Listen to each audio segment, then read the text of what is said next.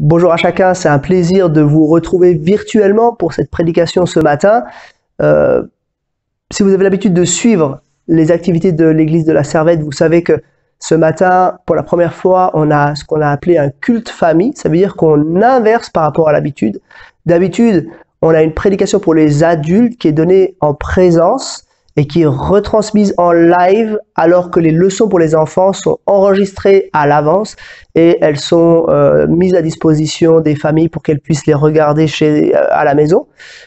Et aujourd'hui, on a fait l'inverse. Ça veut dire qu'on a une leçon pour les enfants qui est donnée en live ce matin et qui est retransmise sur Internet, alors que cette prédication a été enregistrée au préalable et qu'elle est mise à disposition des adultes. Quel est le cœur de la foi chrétienne? Qu'est-ce qui a rendu possible la naissance du christianisme? En un mot, c'est Pâques. Pâques, c'est la grande fête. On va célébrer dans une semaine ce qui a rendu possible le christianisme.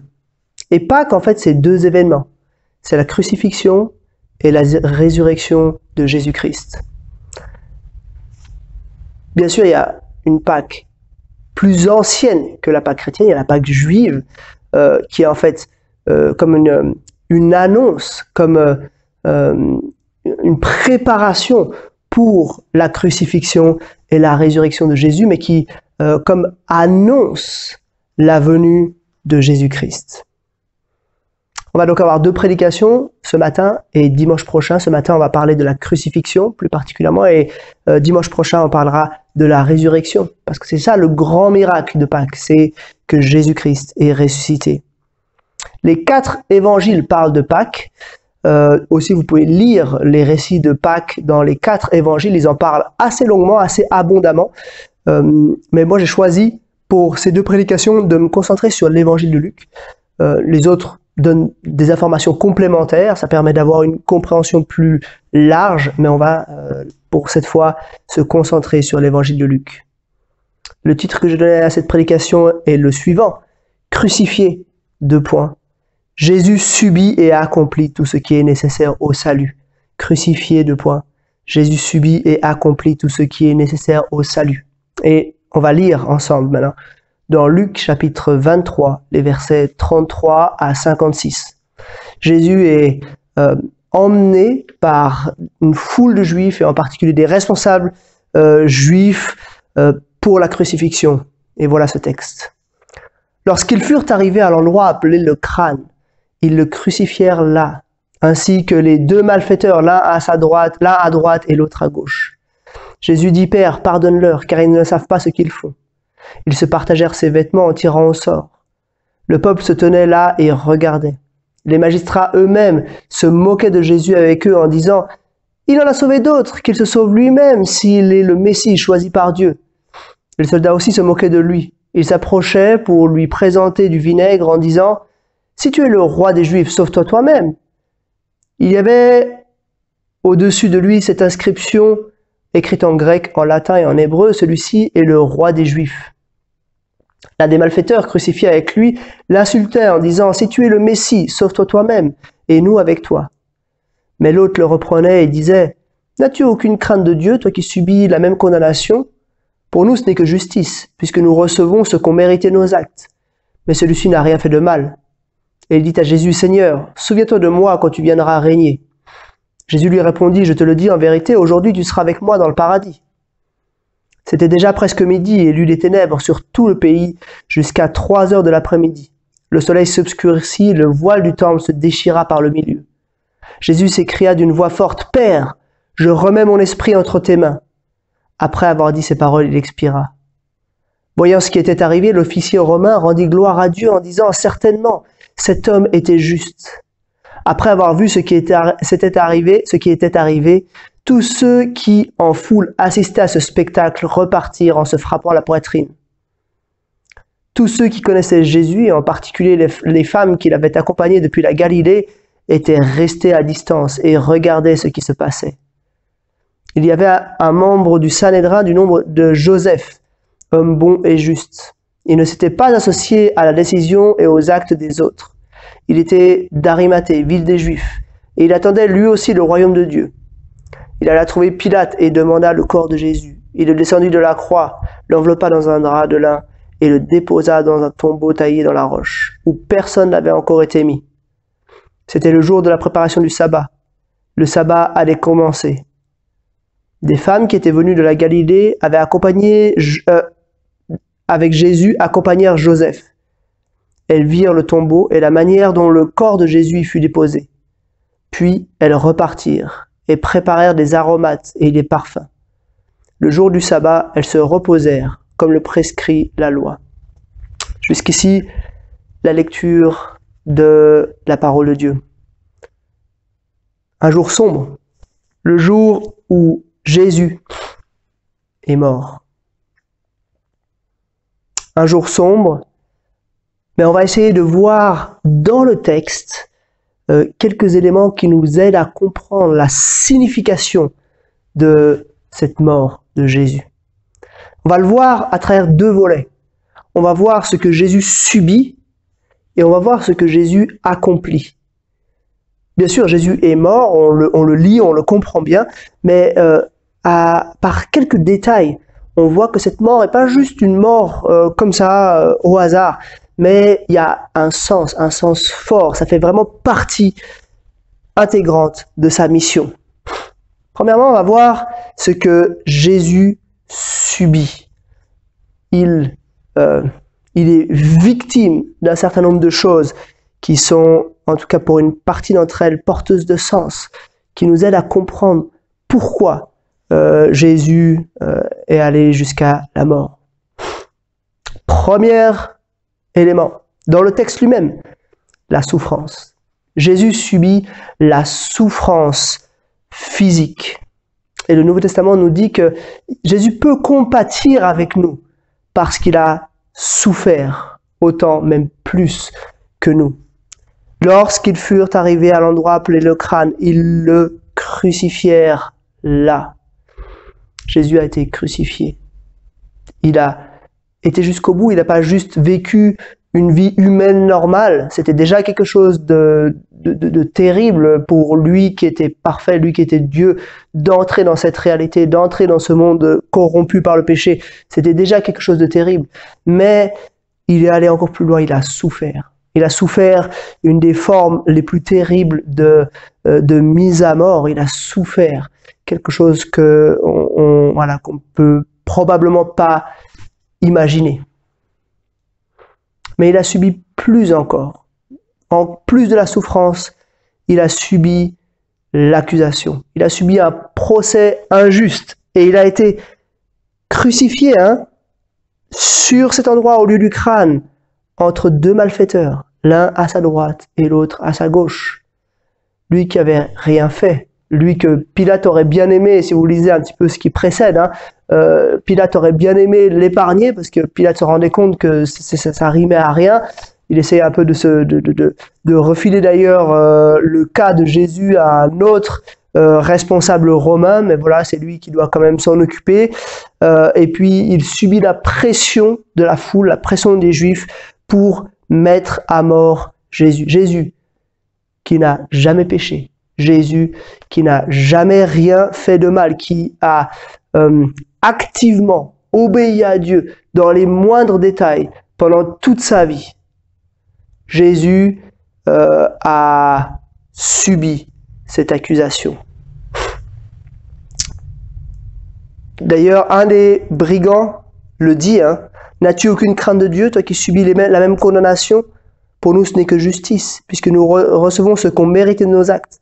Mais celui-ci n'a rien fait de mal. Troisième élément que Christ subit, ce sont les moqueries. Les moqueries viennent de partout et c'est terrible. Il y a les magistrats et le peuple qui se moquent. S'il en a sauvé d'autres, qu'il se sauve lui-même, s'il est le Messie choisi par Dieu. Ils avaient en fait une mauvaise vision, une mauvaise compréhension de qui était le Messie, de qu'est-ce qu'était la mission du Messie. Ils n'ont pas compris que c'est précisément ce que que Jésus fait. Il est en train de les sauver en mourant. Il y a les soldats qui se moquent de lui en disant « Si tu es le roi des Juifs, sauve-toi toi-même ». Il y a même ce malfaiteur à côté de lui qui se moque de lui. « Si tu es le Messie, sauve-toi toi-même et nous avec toi ».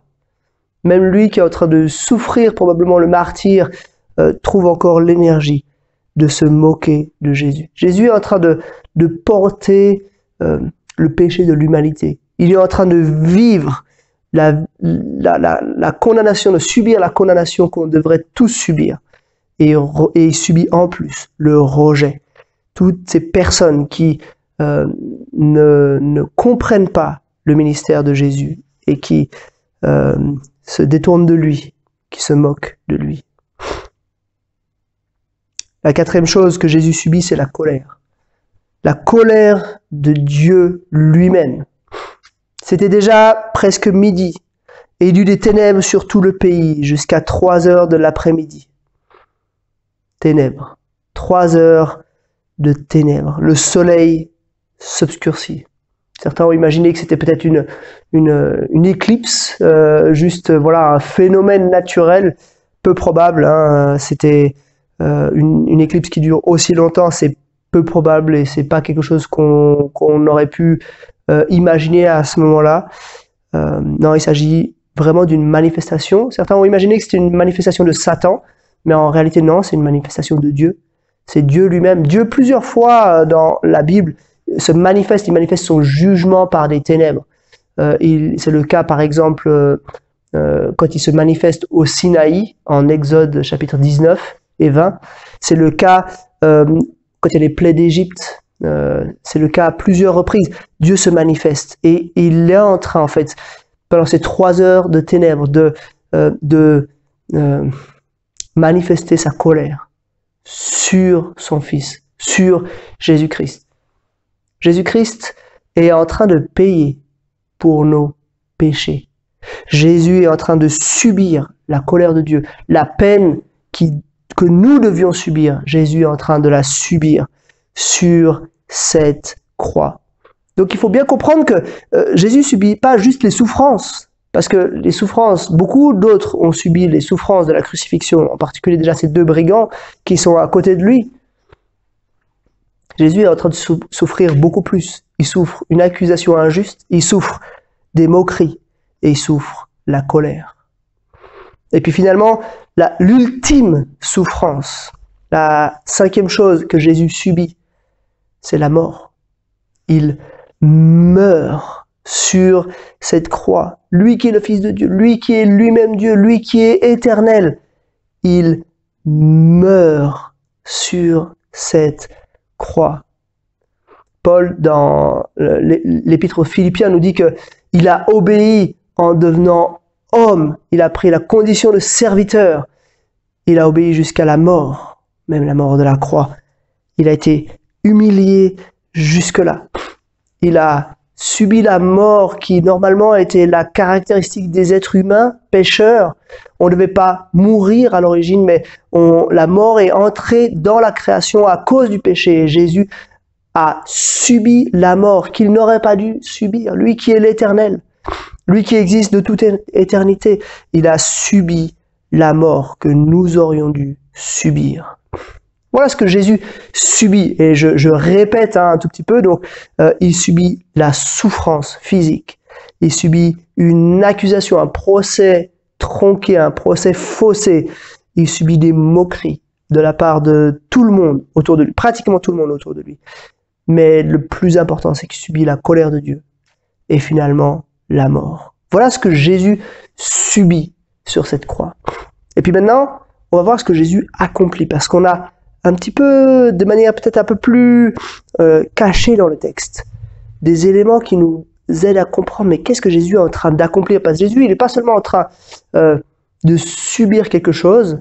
Il y a ces 2 images dans le livre de l'Apocalypse où Jésus est présenté comme cet agneau égorgé, et en même temps comme ce lion. Jésus, il est en train de subir quelque chose de la part des hommes, mais il est aussi en train d'accomplir activement le salut pour nous. Il est en train d'obéir à sa mission, à ce que son Père l'a envoyé faire sur terre.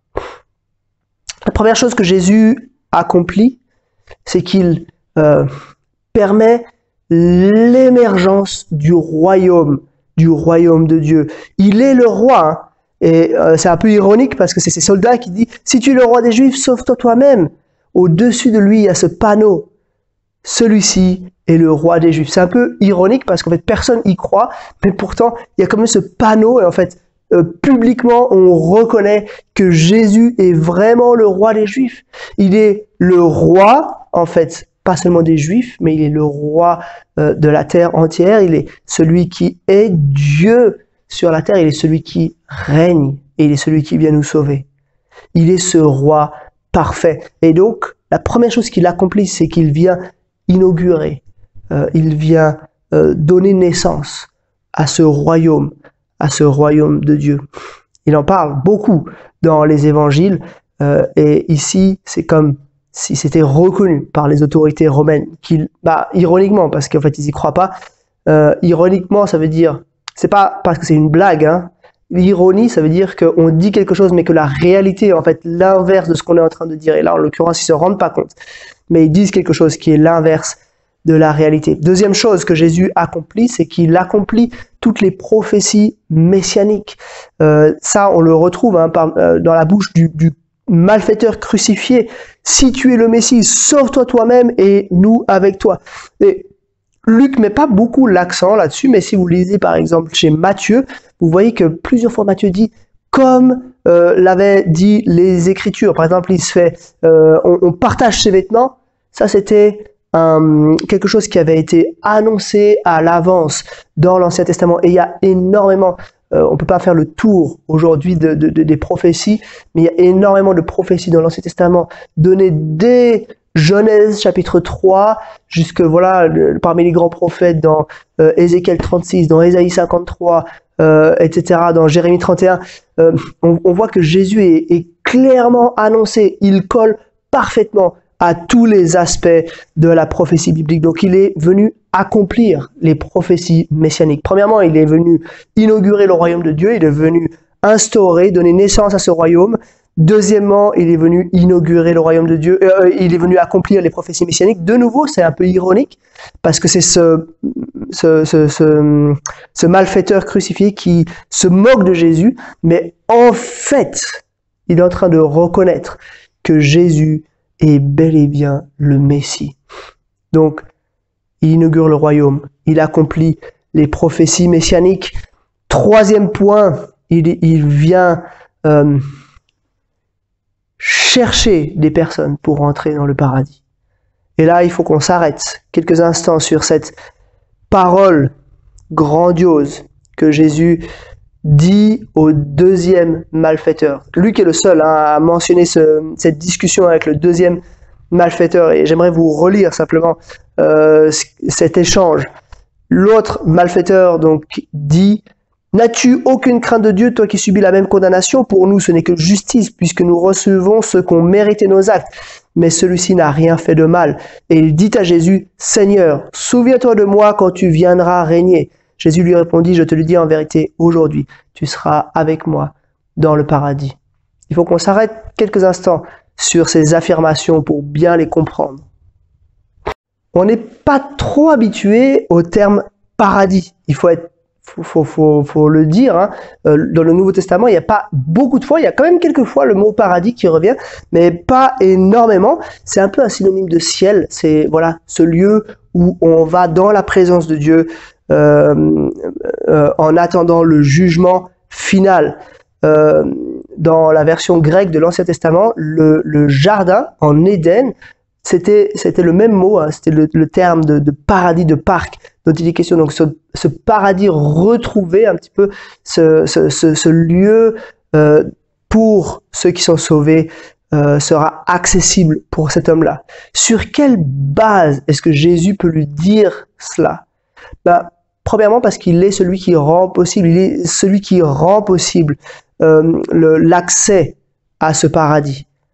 Mais pourquoi? parce que cet homme a dit justement, « Souviens-toi de moi quand tu viendras régner. » Une parole de foi en réalité. Cet homme, il fait preuve de foi en Jésus, en l'appelant à l'aide.